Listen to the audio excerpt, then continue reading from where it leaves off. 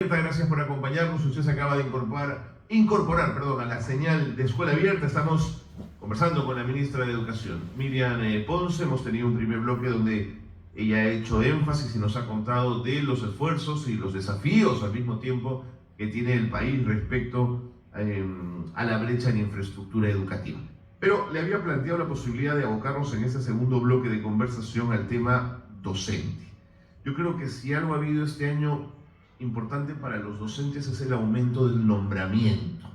Creo que creo que nunca hemos tenido tantos nombrados, o hacía muchos años que no teníamos tantos maestros nombrados.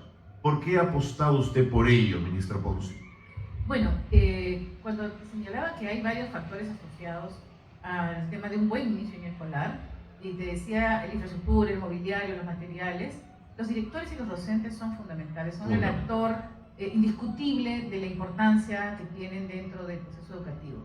Entonces, si tú tienes un proceso, digamos, de nombramiento que es cada 2 años, que además va incorporando a pocos docentes para que tengan cierta estabilidad, por supuesto, en un enfoque meritocrático, no ayudas a que exista estabilidad también en la enseñanza, ¿no? Entonces, hemos pasado, y esto es un logro creo muy importante, de 51% de docentes nombrados a 73% este año. Entonces, y este año tenemos un nuevo proceso de nombramiento, porque el año pasado se hizo el que el 2022 no se llegó a hacer. Bueno, y si me permite, no es que se trate de una avalancha de nombramientos, sino se trata de profesores contratados que llevan muchos años haciendo lo mismo que un profesor nombrado y no tienen el reconocimiento, ¿no es cierto? Así es, no solamente no tienen el reconocimiento, sino no tienen la estabilidad laboral para poder contribuir, inclusive invertir ellos mismos en seguir mejorando su profesión docente, ¿no? Entonces, este incremento ha significado pasar de 50-50, que estaba hasta hace un año, a pasar de 51% a 73%. Por supuesto, este año va a incrementarse esto. Hay que tener en cuenta que hay profesores que van cesando. También. Hay profesores que se van retirando voluntariamente. Entonces, eso va abriendo la necesidad también de nuevos nombrados en el proceso docente, ¿no? ¿El Perú tiene déficit de docentes, ministra Ponce? ¿Necesitamos más docentes o estamos en un número que estabiliza la gestión? No, en términos de formación profesional, formación inicial docente, yo creo que sí, vamos bien. Hay que mejorar los institutos pedagógicos, eso sí, para los procesos de formación, darles más presupuesto, incrementar la range de los profesores que van a pedagógico, porque son los que forman a los profesores. Pero este año yo de verdad que estoy súper contenta hoy día, porque por primera vez el Ministerio de Educación garantiza el cierre de brecha de plazas docentes a nivel nacional. Este trabajo ha implicado que las unidades de gestión local y la Dirección Nacional de Educación tengan también al día su información, porque ahí nos sale claramente cuál es ese déficit de plazas que año a año siempre las instituciones educativas señalan que tienen, ¿no? Y poder contar con el compromiso, de verdad, y yo lo quiero resaltar, de la presidenta, que tal vez porque viene de zonas rurales, porque estudió en una escuela también rural, de apostar por cerrar esta brecha de plazas docentes. Creo que es un logro muy importante que a mí me gustaría subrayar. Hoy ha salido ese decreto supremo que nos permite ese cierre de brecha. Por supuesto que sobre la base de la matrícula de 2023. Si en 2024 se incrementa matrícula, a lo mejor tenemos algunos déficits ahí de docentes, pero bueno, veremos cómo lo vamos a solucionar. ¿Qué se puede resolver? De acuerdo. Y la creación de plazas en el ciclo de educación inicial me parece también interesante, que eran las cunas, digamos, como siempre un poco las más olvidadas, ¿no? Sí, si bien es cierto, diferentes gobiernos han apostado por el programa Cuna Más, que es muy importante, para la atención de nuestros niños, y que seguiremos apostando por él. También no hay que olvidar que el Ministerio de Educación tiene es un ente rector en educación. Y nosotros atendemos desde el ciclo 1, ¿no?, hasta el ciclo 7. Entonces, ciclo 1 es para niños de 0 a 3 años. Y hemos logrado el año pasado un presupuesto importante de 200 millones para reactivar cunas para niños de 12 meses a 36 meses. ¿Dentro de las escuelas o en el marco parecido al proyecto Cuna Más, donde se escoge un lugar y las madres de familia se encargan de la administración? No, este es un servicio educativo que tiene que ser formal, con profesoras tituladas, con auxiliares, Ok. y por lo tanto una infraestructura que esté en las condiciones que sea del Estado.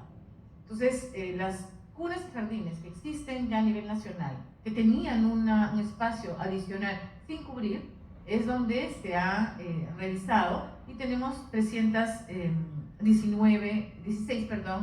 cunas que se van a aperturar este año, por ahí como más o menos para abril o mayo. De acuerdo. Tenemos que garantizar condiciones. Esto ha significado 669 plazas docentes nuevas y también 2.145 plazas de auxiliares nuevas y por supuesto 219 plazas directivas.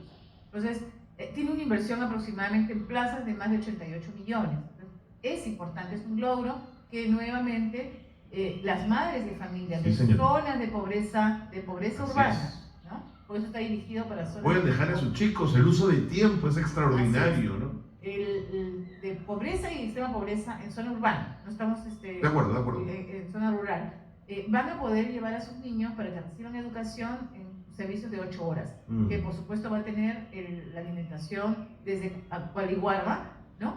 Para poder garantizar también ese aspecto importante. De acuerdo. Este es un año en el que los maestros y maestras del Perú podrán tener una mejora en su remuneración. ¿Eso está presupuestado? ¿Eso es posible que ocurra? No. Yo he sido muy honesta con los profesores y con los dirigentes de diferentes gremios. En un país como el nuestro, donde todavía tenemos más de un 70% de informalidad, el dinero que existe en el Estado hay que diversificarlo, ¿no? Y siempre he señalado que si hay una prioridad en mi gestión es, por un lado, avanzar en el nombramiento, que eso implica presupuesto. Sin duda. El cerrar brechas de plazas, que como te acababa de decir, ha implicado más de 151 millones esto del proceso de racionalización y las plazas para el cierre de brechas. Y por otro lado, también la infraestructura educativa. Y en ese sentido, yo quiero que los profesores comprendan que hay un proceso también de incremento, que es el ascenso, los procesos de ascenso en el marco de la escala magisterial. Esto este año lo hemos logrado y es una inversión de más de 363 millones de soles. Entonces, no podemos, ¿Solo los ascensos? Solo los ascensos. Entonces, están ascendiendo entre septiembre del 2023 y marzo del 2024, es decir, justo estos 6 meses, digamos, de que tengo de gestión, están ascendiendo 65.118 docentes. Entonces, implica para todos ellos una mejora económica. Ese ascenso implica una mejora económica. Claro. Entonces, tampoco hagamos creer a la población o que no se entienda mal el mensaje de que no hay incremento remunerativo. Hay un incremento remunerativo a través del ascenso. Y para eso existe justamente el tema de la carrera. Yo entiendo que como maestros siempre estuvimos, digamos, rezagados por años. Pero también es cierto que si uno mira, y yo tengo un cuadro que presenté en el Congreso de la República, se ha ido mejorando, ¿no?, a lo largo de estos últimos años esta remuneración. Pero no podemos pretender que sigamos, porque eso implica demasiados millones y hay que priorizar en eso. De acuerdo. Pero en el marco de las estrecheces económicas que puede haber en el Estado peruano, sí hay un compromiso de país, además reconocido en el Acuerdo Nacional, de llegar al 6% en educación. Y que además el sindicato lo refuerza y lo recuerda cada vez que puede. ¿Por qué no podemos llegar a ese 6%? ¿Por qué es tan lejano ese horizonte? Bueno, yo una vez hice una presentación para un foro económico donde tuve que analizar el tema del 6%, ¿no? Si nosotros pasamos al 6%, tendríamos que dejar pues, sin presupuesto a varios sectores del país, ¿no? Y eso no lo podemos hacer. No solamente tenemos educación. Yo creo que tiene que haber, no hay que renunciar al 6%, pero tenemos que avanzar en lo que significa la formalización para tener un mayor incremento en las arcas del Estado. Si no lo tenemos, vas a vestir un santo y vistes otro. Y esa tampoco es la idea en un país que tiene que intervenir, digamos, en varios sectores para poder avanzar a la par, ¿no? De acuerdo, de acuerdo. ¿Qué nos cuenta respecto a la capacitación docente? Yo sé, por ejemplo, que el Minedu está capacitando a funcionarios en gobiernos regionales para el tema de las zonas vulnerables, los terrenos, y me parece interesante, pero en capacitación docente, ¿qué se ha podido avanzar? Antes que pases a la capacitación docente, quiero señalar que también hemos crecido en plazas, y esto es muy importante, es la primera vez que se hace, y es una apuesta que yo saludo. porque yo estoy en varios gobiernos y no me hacían caso. Y hemos creado 1941 plazas para escuelas unidocentes. Estas son las escuelas que tienen un solo profesor para 6 grados. Todos los resultados de evaluación nos han mostrado que los alumnos no aprenden. Sí. Que tienen los más bajos resultados son en las unidocentes. Sí, totalmente. En zona rural, en zona de frontera. Entonces, este gobierno tiene un rostro humano y nosotros estamos abocados también a atender primero a los que más necesitan. Y crear 1941 plazas en 1930 escuelas va a permitir que más de 30.000 estudiantes tengan ahora un profesor por 3 grados, porque también implica que tengan una infraestructura al costado, ¿no? Y que realmente podamos mirar con foco cuánto mejoran sus aprendizajes y que los profesores tengan además la tranquilidad de que podrán focalizar sus procesos de enseñanza-aprendizaje. Eso ha implicado más de 65 millones también de inversión. Es un docente muy especial, es un docente que no solo tiene que ir a zonas alejadísimas del país, sino que está preparado para trabajar con 3 grados. No es fácil, ministra. No, no es fácil. Hay procesos de capacitación, hay procesos de autoformación también. Hubo hace unos años toda una intervención para escuelas multigrado que hay que recuperar para darles todas las condiciones. Acá no hay que inventar la pólvora, hay muchas estrategias interesantes, pero creo que es un avance importante porque estamos mirando a los que menos posibilidades han tenido y menos les has dado también, ¿no? Y habrá que buscar ahora otras estrategias para poder asegurar que esos unidocentes que todavía quedan, porque quedan, donde hay 6 o 7 alumnos, no puedes poner 2 profesores por un tema de dinero, podamos encontrar otras salidas, como por ejemplo que haya una movilidad que los recoja y que los lleve a un colegio. Claro. En fin, tenemos que seguir explorando este tipo de posibilidades, ¿no? Pero me llevó a las escuelas unidocentes cuando estábamos en capacitación docente. En este último minuto, cuénteme cómo están haciendo con las capacitaciones, cada cuánto tiempo son, cuánto han invertido en ello, dónde están poniendo el énfasis. Usted es una absoluta hincha, fanática del tema de la neurociencia, ha apostado siempre por ello. Quizás ha ido por ahí la cosa, cuénteme un poquito. Sí, bueno, el año pasado hicimos una convocatoria para 120.000 maestros, tuvimos 128.000 y trabajamos 3 escenarios, ¿no? Lo que era la virtualidad total, lo que era una virtualidad acompañada con una mesa de tutoría y lo que era una capacitación con acompañamiento, centrado nuevamente en zonas rurales y de frontera. Es decir, un profesor que iba a ir a las escuelas a acompañar a ese docente. La verdad que fue muy exitoso el tema de este último que te digo, porque el que más necesitó fue el que más culminó el proceso de capacitación. Eso quiere decir que realmente ellos tienen una vocación, así es, tienen una demanda de formación importante, así es. Privilegiamos varias cosas. Uno, que el profesor conociera mejor y estuviera actualizado en términos de cómo aprende el cerebro, para poder aplicar esas estrategias que los maestros conocen, ¿no?